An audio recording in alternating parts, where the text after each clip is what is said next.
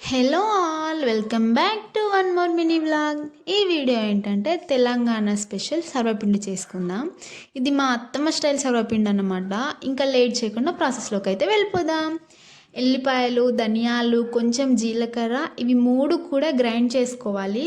ఆ తర్వాత వాటర్ వేడి చేసుకొని వాటర్ వేడయ్యాక అందులోనే తగినంత ఉప్పు, కారం వేసుకోండి. తర్వాత నువ్వులు, ఇందాక గ్రైండ్ చేసుకున్న పేస్ట్, ఓమా, కొత్తిమీర, కరివేపాకు ఇవన్నీ కూడా వేసుకొని బాగా మిక్స్ చేసుకోండి. ఆ తర్వాత బియ్యపిండి వేసుకోవాలి. బియ్యపిండి వేసుకొని కొంచెం కలుపుకొని తర్వాత స్టవ్ ఆఫ్ చేసుకోండి. ఆనియన్స్ ఇంకా హాఫ్ అన్ అవర్ ముందు నానబెట్టిన శనగపప్పుని కూడా తీసుకోండి. తర్వాత అంతా కూడా బాగా మిక్స్ చేసుకోండి. మంచిగా ఒక వెడల్పు గిన్నెలో పెట్టుకోండి, అయితేనే మంచిగా వెళ్తుంది.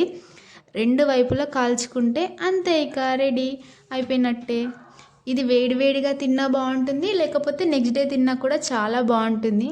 మీరు కూడా ట్రై చేసి ఎలా ఉందో కామెంట్ చేయండి. ఈ వీడియో కానీ నచ్చితే like, share, subscribe to my channel.